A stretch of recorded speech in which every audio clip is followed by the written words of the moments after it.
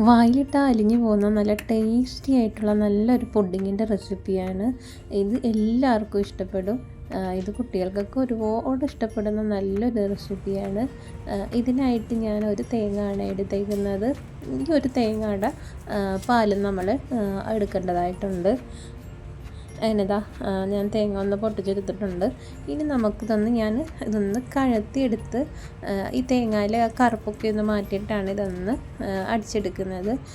അതെല്ലാം നമുക്കത് ചിരകിയായാലും എടുത്ത് ഇതുപോലെ മിക്സിയുടെ ജാറിലിട്ട് അരച്ചെടുക്കാവുന്നതാണ്. ഞാനിപ്പോൾ ഇതുപോലെ എടുത്തിട്ട് ആവശ്യത്തിന് ഒരു കപ്പ് അളവിലൊക്കെ വരുന്ന രീതിയിൽ വെള്ളം ചേർത്ത് കൊടുത്ത് ഇതൊന്ന് അടിച്ചെടുക്കുന്നുണ്ട്.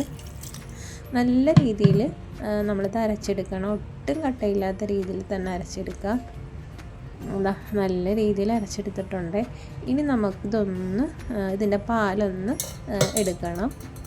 ആ തേങ്ങയുടെ ആ ഒരു കൊന്തൊക്കെ മാറ്റി പാല് മാത്രം മതി നമുക്കിതിനായിട്ട്. അങ്ങനെ ഞാൻ നല്ല രീതിയിൽ ആ ഒരു തേങ്ങാപ്പാൽ എടുത്തിട്ടുണ്ട്. അതിൽ കുറച്ച് തേങ്ങാപ്പാൽ ഒരു കിണ്ണത്തിലേക്ക് മാറ്റുന്നുണ്ട്. ഇതിലേക്ക് ഞാൻ ഒരു 5 സ്പൂണൊക്കെ അളവിൽ കോൺഫ്ലവറാണ് ചേർത്ത് കൊടുക്കുന്നത്. കോൺഫ്ലവർ ചേർത്ത് കൊടുത്ത് നന്നായിട്ട് നമുക്കൊന്ന് മിക്സ് ചെയ്യാം. കട്ടയില്ലാത്ത രീതിയിൽ തന്നെ ഇത് നല്ല രീതിയിലൊന്ന് മിക്സ് ചെയ്തെടുക്കുക.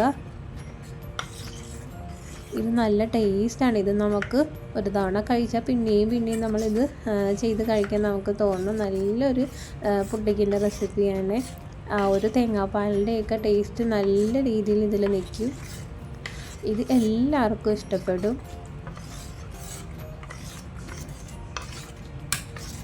കട്ടയില്ലാത്ത രീതിയിൽ ഇങ്ങനെ ഒന്ന് മിക്സ് ചെയ്തെടുത്തിട്ടുണ്ട്.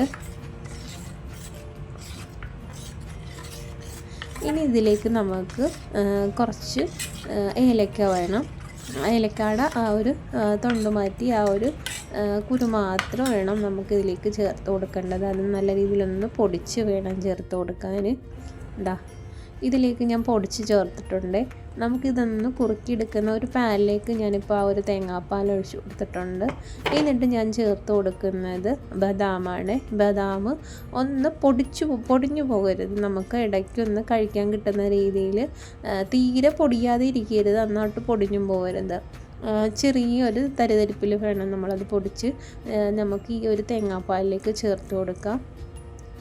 പിന്നെ ഇതിലേക്ക് ഞാൻ ചേർത്ത് കൊടുത്തേക്കുന്നത് മധുരത്തിന് ആവശ്യമായിട്ടുള്ള കണ്ടൻസ് മിൽക്കാണ് ചേർത്ത് കൊടുക്കുന്നത്.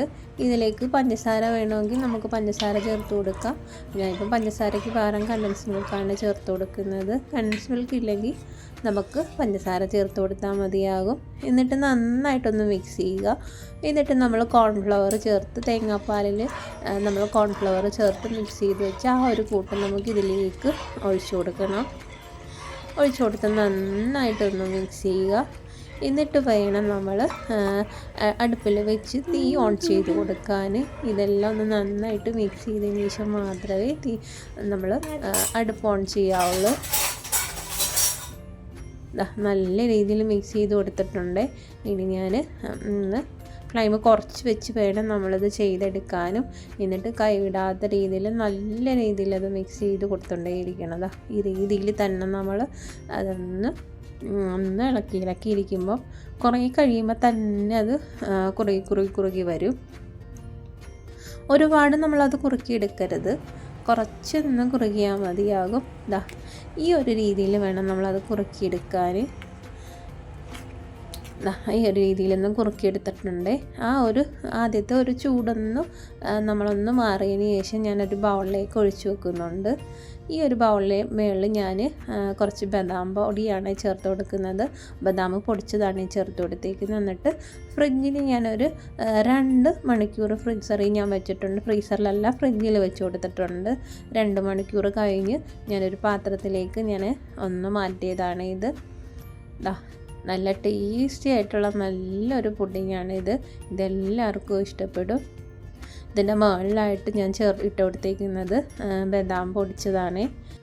നല്ല തണുപ്പിച്ച് കഴിക്കുമ്പോൾ അത്രയും ടേസ്റ്റ് ആയിരിക്കും. ഒന്ന് ഉറച്ച് കിട്ടും. നമ്മൾ ആ ഒന്ന് ഫ്രിഡ്ജിൽ വെച്ചൊന്ന് തണുപ്പിച്ചിട്ട് 2 മണിക്കൂർ അല്ലെങ്കിൽ 3 മണിക്കൂർ നമുക്ക് ഇത് ഫ്രിഡ്ജിൽ വെച്ചാൽ മതിയാകും. ആ ഒരു തണുപ്പിൽ തന്നെ അത് കഴിക്കാൻ നല്ല ടേസ്റ്റാണിത്. എല്ലാവരും ഒന്ന് ട്രൈ ചെയ്ത് നോക്കുക.